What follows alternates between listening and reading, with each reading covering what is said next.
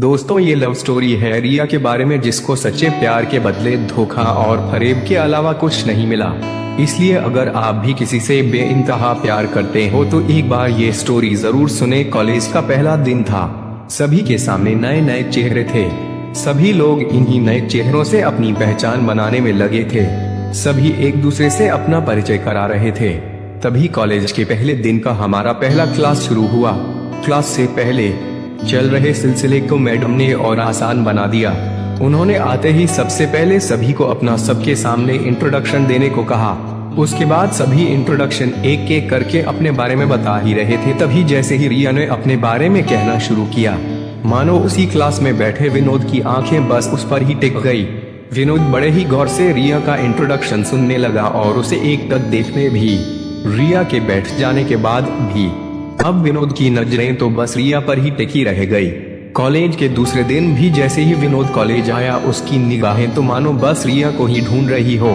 विनोद ने रिया से बातें किसी भी तरह, किसी भी बहाने से बात करने की बहुत कोशिश की, लेकिन उसे ये मौका ही नहीं मिल पाया। ये सिलसिला काफी दिनों तक चलता रहा। तभी एक दिन कॉलेज में एक असाइनमेंट के लिए एक ग्रुप बनाया गया, जिसमें रिया और विनोद का नाम एक ही ग्रुप में था। ये सुन के विनोद बहुत खुश हो गया। आखिर अब उसे रिया से दोस्ती करने का मौका जो मिल गया, और वो इस मौके को किसी भी हाल में गंवाना नहीं चाहता था। और हुआ भी ऐसा ही। असाइनमेंट बनाते हुए रिया और विनोद में बातचीत शुरू हुई और फिर देखते ही देखते दोस्ती भी हो गई। समय के साथ साथ अब रिया और विनोद काफी अच्छे दोस्त बन चुके थे। लेकिन रिया और विनोद की दोस्ती धीरे धीरे कुछ ज्यादा ही बढ़ने लगी। फिर एक दिन मौका देखकर विनोद ने रिया को प्रपोज कर दिया।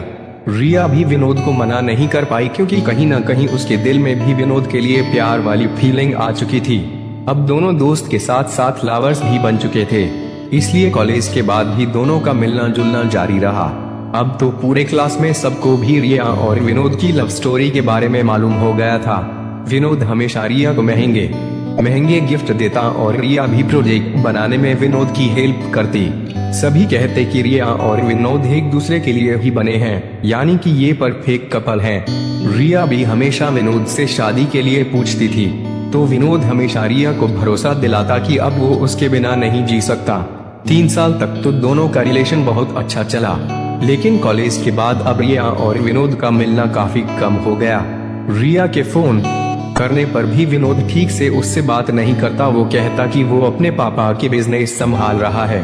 हालांकि रिया ने अपने घर में भी विनोद के बारे में सब कुछ बताया दिया था, इसलिए उसके घर वाले भी अब उसके लिए लड़का ढूंढने लगे शादी करने के लिए। लेकिन रिया अपने घर वालों को भी कोई जवाब नहीं दे पा रही थी।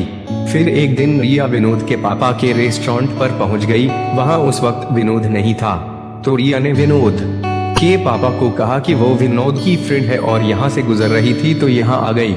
विनोद के पापा ने रिया को बैठाया और वेटर से कुछ खाने पीने की चीजें लाने को कहा। दोनों बैठकर बातें करने लगे कि तभी विनोद के पापा ने कहा कि बेटा, तुम आ रही हो ना विनोद की शादी में। ये सुन के मानो रिया को अपने कानों पर विश्वास ही नहीं हुआ। उसने फिर से पूछा तो उन्होंने कहा कि हाँ, विनोद की शादी है अगले महीने और उसी की तैयारी में लगा है। बहुत खुश है वो आखिर अपनी पसंद की लड़की से जो शादी कर रहा है। दोनों स्कूल टाइम से ही एक दूसरे को जानते हैं। ये सुनकर अब रिया बिल्कुल चौंक गई और वहाँ से निकल पड़ी। घर आकर रिया सीधे अपने कमरे में गई और खुद को कमरे में बंद कर घंटों रोई। रिया ने अपने माँ और पापा को इस बारे में बताया, तो उन्होंने रिया को किसी तरह समझाया कि जिंदगी में अब तुम्हें आगे बढ़ना चाहिए और भविष्य के बारे में सोचना चाहिए। जो गुजर गया वो गुजर गया। अब उसके बारे में सोचकर अपनी आगे की जिंदगी खराब मत करो। फिर कुछ महीनों के बाद रिया जॉब ढूंढ लेती हैं, बस अपने आप को बिजी रखती हैं। लेकिन रिया अभी भी विनोद को भुला नहीं पाई और रोज रात को रोते हुए अपने दिल को दिलासा देते हुए कहती है, तो क्या हुआ जो एक दिल टूट गया। मैंने सच्चे प्यार करने वालों के लिए कुछ पंक्तियां लिखी, आशा करता हूँ कि आपको बेहद पसंद आएगी। प्यार भरी बातें हो जाने दो, उसमें मोहब्बत में मुझको खो जाने दो। आया है मौसम प्यार का, अपना ही नहीं संसार का। प्यार के 2 मीठे बोल जाने दो। देख रहा चांद है देख लो, अभी आगे मत बढ़ो ठहरो। चांद को भी नींदों में सो जाने दो। देखो हमें मिलाने बादल आया, मेरे मन में अभी भी डर है छाया। बस थोड़ा रुको, डर मिट जाने दो।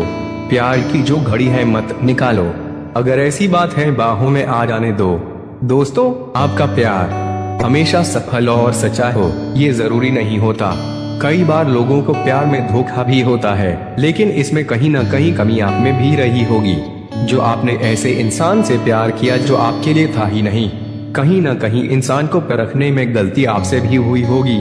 आशा करता हूँ कि मेरी यह अच्छी कहानी अच्छी लगी होगी। इसी के साथ मैं आपसे विदा लेता हूँ। दोस्तों, कैसी लगी कमेंट करके जरूर बताएं। अगर आपको ये कहानी पसंद आई हो तो इसे जरूर शेयर करें और ऐसी ही कहानी सुनने के लिए हमें सब्सक्राइब करें।